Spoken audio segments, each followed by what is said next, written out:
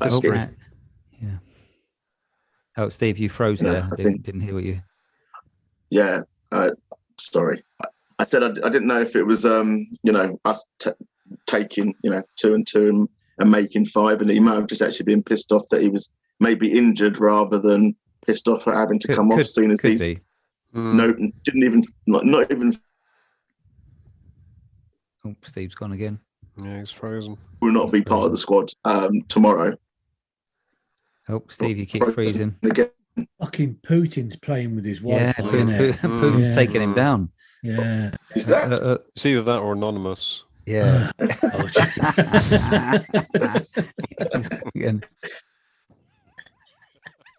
Well, you can carry on without me, lads, because I can hear you. You're quite welcome to carry on without me. Yeah. We keep freezing, Steve. So All right, maybe I'll go and put another jumper. I'll put another top on. Yeah, maybe that's what the issue is. Yeah, you understand the technology. That's good.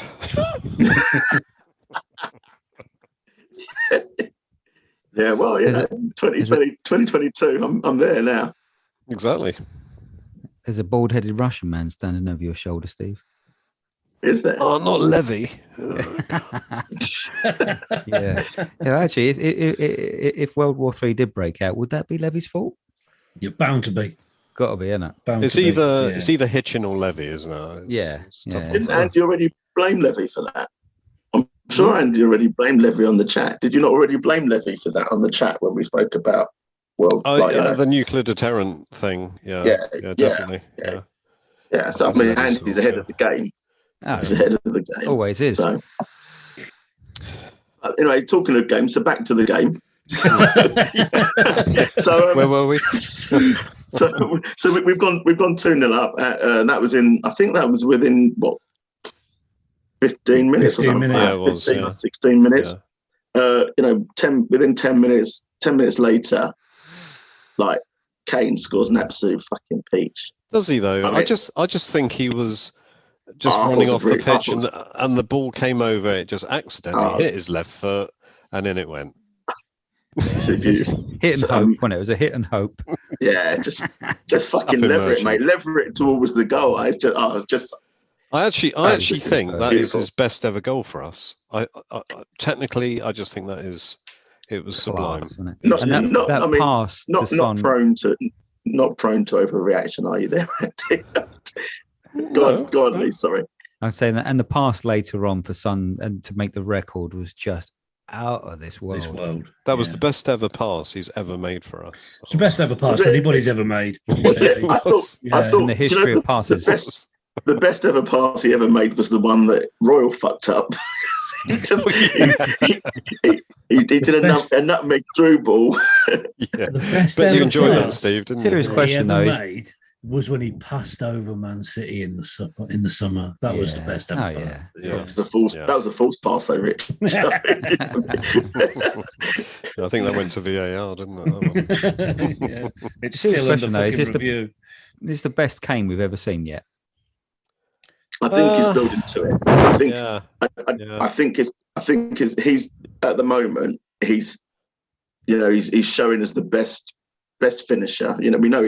We know he can finish, and he's rediscovering that form. But it's the link play that he's doing and rediscovering. And again, I think that's from he's gone back to last season to where he was last season, and being allowed to drop in. I don't know if he's had a conversation with Conte and saying, well, that's where I felt I was most effective, being able to get involved in link play and get people running beyond me. But he's looking really fit. He looks too. like he's looking fit. Yeah. All right, mate. All right, mate. You keep that to yourself, mate. Keep that to yourself.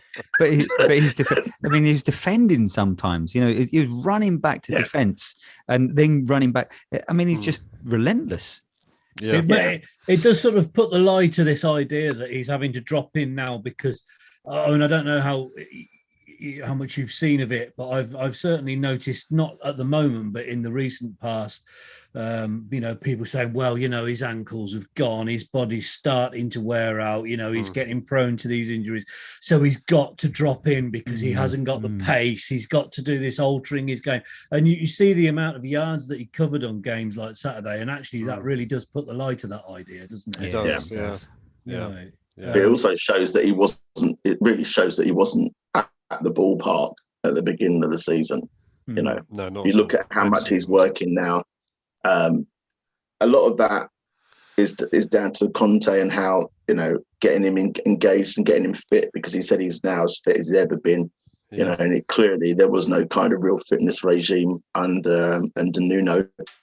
And I don't think, if I remember rightly, Jose kind of left them to it, didn't he? He kind of said the players' responsibility, wasn't it? Yeah. They're pros and they need to deal with that themselves, kind of thing. So, he's probably back to peak levels of fitness that he was under Poch, and maybe even more so now. You know, and he feels really committed and really up for it. You know, when he's showing, I think he's like, from a passing perspective, he's kind of a blend between Sheringham and Hoddle in terms of his his passing range now. I think.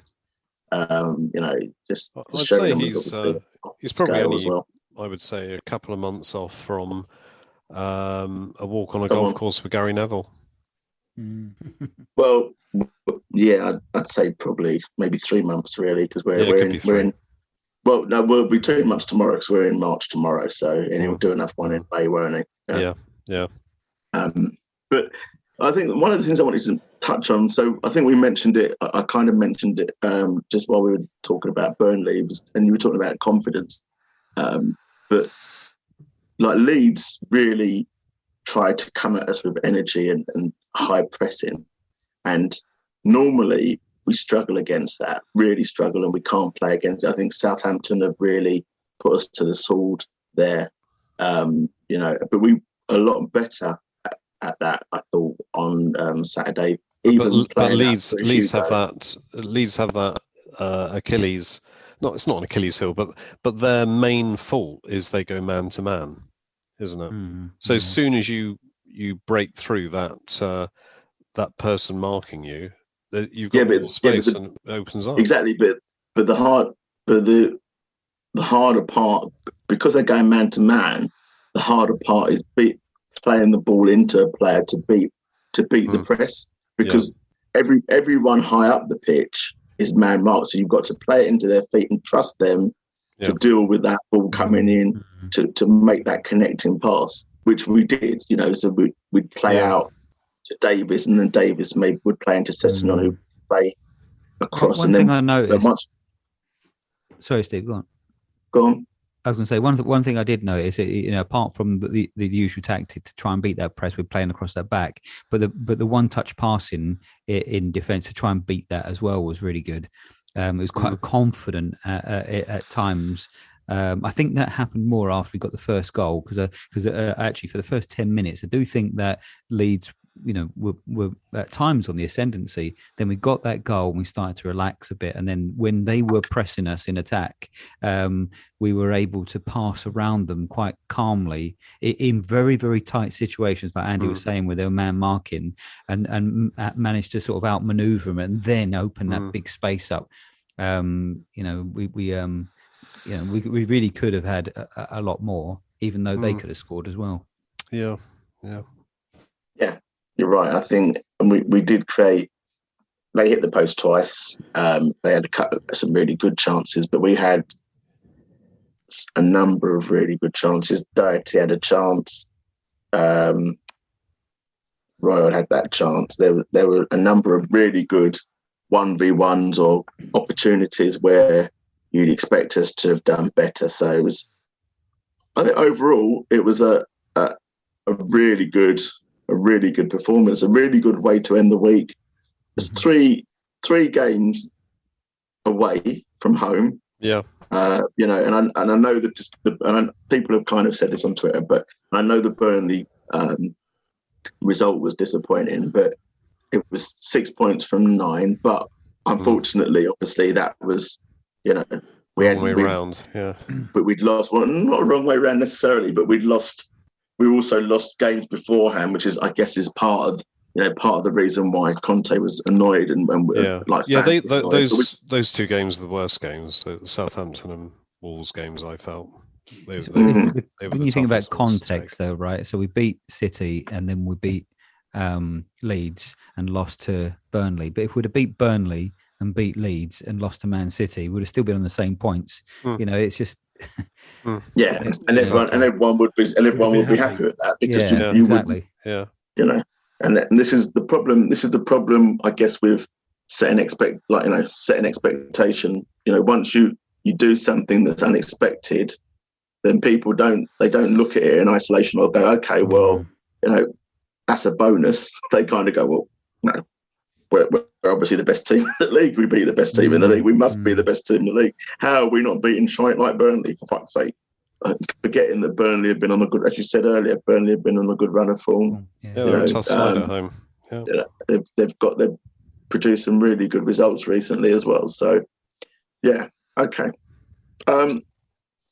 So, moving on very quickly, Andy, you I don't know if we've already covered this, but you asked if Doherty is the answer, what's the question?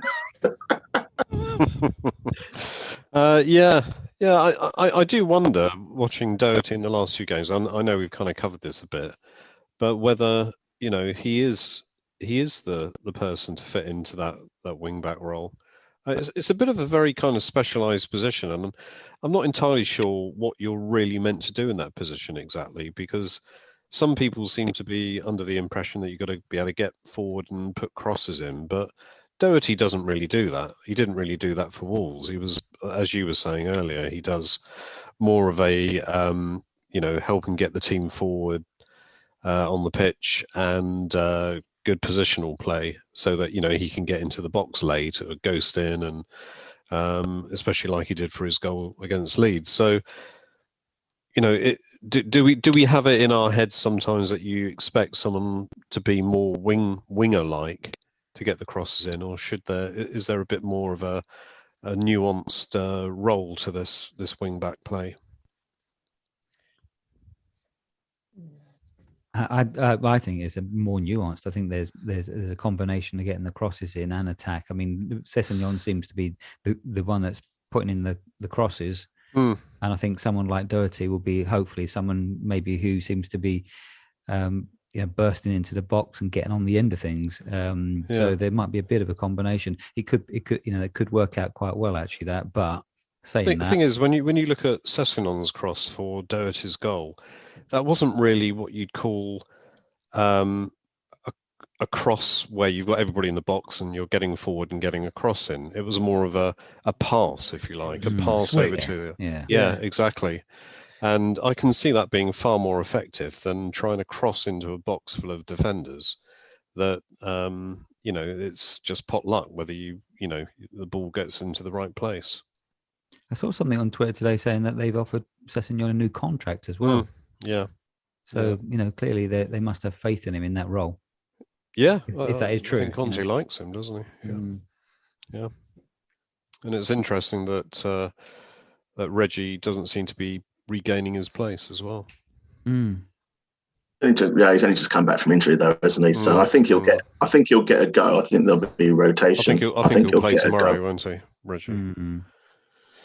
Possibly. Yeah. So the win, obviously, and I don't know if anyone picked up on this because I kind of noticed it on Twitter, but I didn't make a note of the actual details specifically. But the win against Leeds obviously saw the sacking of Bielsa. Andy made a comment about this, which we'll discuss in a second. But it's the third. I heard, I saw on Twitter that Bielsa is the third manager that has been sacked this season now after losing to Spurs. I can't remember the other. Yeah, I can't remember who the other two were, because one of them I don't think seemed like a. Was Ranieri one of them?